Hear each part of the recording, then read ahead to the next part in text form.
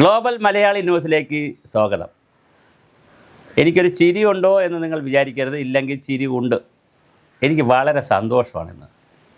കാരണം മറ്റൊന്നുമല്ല, നമ്മുടെ ആളുകൾക്ക് ഡി എ കൊടുത്തു, ഒരു ഡി എ കൊടുത്തു, ഇനി 8-9 ഡി എ കൊടുക്കാനുണ്ട്. ക്ഷേമ പെൻഷൻ കുറച്ച് പേർക്ക് കൊടുത്തു, ഒരുപാട് പേർക്ക് കൊടുക്കാനുണ്ട്. ബോർഡുകളുടെ പെൻഷൻ, ഒരുപാട് കാര്യങ്ങളുണ്ട്. അപ്പോൾ ഓണം ഇങ്ങനെ സമ്മിശ്രമായി പോകുമ്പോൾ എനിക്ക് ഏറ്റവും സന്തോഷം എന്തെന്നറിയാവോ? ജസ്റ്റിസ് രാമേന്ദ്രൻ നായർ കമ്മീഷൻ, അദ്ദേഹം ഒരു നല്ല ജസ്റ്റിസാണ്. കാരണം അദ്ദേഹം ഏത് കാര്യം ഉണ്ടെങ്കിലും വരും, അദ്ദേഹത്തിന് കമ്മീഷൻ വെച്ച് അദ്ദേഹം നല്ല റിപ്പോർട്ടൊക്കെ കൊടുക്കുന്ന ആളാണ്, നല്ല മനുഷ്യനാണ്. വേറെ എനിക്ക് അഭിപ്രായമുള്ള ഒരാളല്ല, തെറ്റുള്ള ആളല്ല. അദ്ദേഹം നല്ല റിപ്പോർട്ട് കൊടുത്തു ഗവൺമെൻറ്റിന്. എന്താ റിപ്പോർട്ട്? മന്ത്രിമാരുടെ ശമ്പളം ഒരു 97,000 രൂപയോ 95,000 രൂപയൊക്കെ ഇപ്പോൾ ഉള്ളൂ. അത് ഒരു 30% കൂട്ടി 1,25,000 രൂപ ആക്കുന്നതിനെക്കുറിച്ചുള്ളൊരു ചിന്ത വരുന്നുണ്ട്. അത് റിപ്പോർട്ടിൻ്റെ ബേസിലാണോ അല്ല, ഒരു ചിന്തയുണ്ട്. 70,000 75,000 മറ്റോ ആണ് MLA-മാരുടെ ശമ്പളം.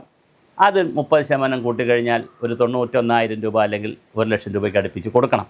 പിന്നെ അവർക്ക് പാവങ്ങൾക്ക് സഞ്ചരിക്കാൻ മന്ത്രിമാർ വളരെ പാവങ്ങളായതുകൊണ്ട് അവർക്ക് ഏറ്റവും കുറഞ്ഞത് ഇന്നോവ കാറുണ്ട്, പിന്നെ അതിന് മുകളിലോട്ടുള്ള കാറുകളേ ഉള്ളൂ. പിന്നെ പൈലറ്റുണ്ട്, പരിവാരങ്ങളുണ്ട്, പിന്നെ 10-30 സ്റ്റാഫുണ്ട്. വളരെ പാവങ്ങളാണ്, വളരെ പട്ടിണി പാവങ്ങളാണ്.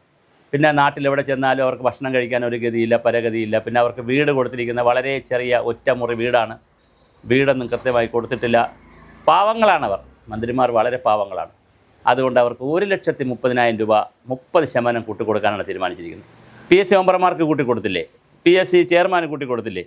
തൊഴിലില്ലാത്ത ചെറുപ്പക്കാർക്ക് കൊടുത്തില്ലെങ്കിലും ഞങ്ങൾ തൊഴിൽ കൊടുക്കുന്നവർക്ക് കൊടുത്തില്ലേ? പാവപ്പെട്ട ആളുകൾ കൊടുത്തില്ലെങ്കിലും മന്ത്രിമാർക്ക് കൊടുക്കണ്ടേ? ഇവിടെ ഒരു ചോദ്യം ചോദിക്കുകയാണ്.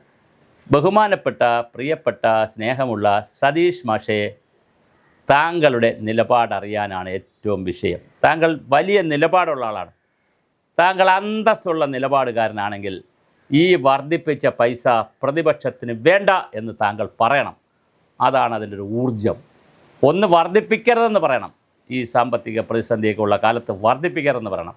അഥവാ വർദ്ധിപ്പിച്ചാൽ ഞങ്ങൾ ബഹിഷ്കരിക്കുന്നു. ഗാന്ധിജിയുടെ കാലം മുതൽ അറിയാലോ, ബഹിഷ്കരണമാണ്, സൈലൻസാണ്, വേണ്ട എന്ന് പറയലാണ്, ഉപ്പ് കുറുക്കലാണ്, അവൻ്റെ ഉപ്പ് വേണ്ട എന്ന് പറയലാണ് കോൺഗ്രസ്.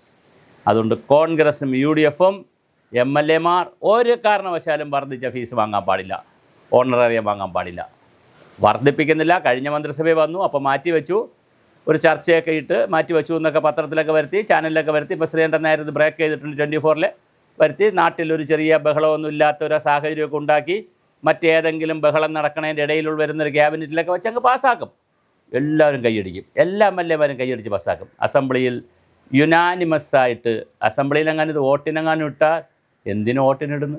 യുനാനിമസ്സായിട്ട് എല്ലാവരും കൂടെ അങ്ങ് പാസ്സാക്കൂലേ? ഐക്യകണ്ഠേന പാസ്സാക്കിയിരിക്കുന്ന ഇന്ത്യൻ ജനാധിപത്യ ചരിത്രത്തിലെ ഏക ബില്ലാണ് ഞങ്ങൾക്ക് കൂടുതൽ ശമ്പളം. അതിന് പറയുന്ന ന്യായം എല്ലാ സ്റ്റേറ്റിലും കൂടുതൽ കൊടുക്കുകയല്ലേ. പിന്നെ എല്ലാ സ്റ്റേറ്റിലും ആമ്പിള്ളരെ പോലെ പണിയെടുത്ത് വലിയ ഫാക്ടറികൾ കൊണ്ടുവന്ന് വലിയ തൊഴിൽ സംരംഭങ്ങൾ തുടങ്ങി കോടിക്കണക്കിന് രൂപയുടെ ലാഭത്തിലാണ്, അല്ലെങ്കിൽ ഖജനാവിലേക്ക് ഒരുപാട് പണം വരുത്തിയാണ് പോകുന്നത്. നമ്മളാണെങ്കിലോ കിഫ്ബി എന്ന് പറഞ്ഞ് കോടാനുകോടി രൂപയുടെ കടം, പിന്നെ നമുക്ക് പറ്റാവുന്നത്രയും കടം നമ്മൾ വാങ്ങും, എന്നിട്ട് ആളുകൾ കൊടുക്കാനുള്ളതൊന്നും കൊടുക്കില്ല.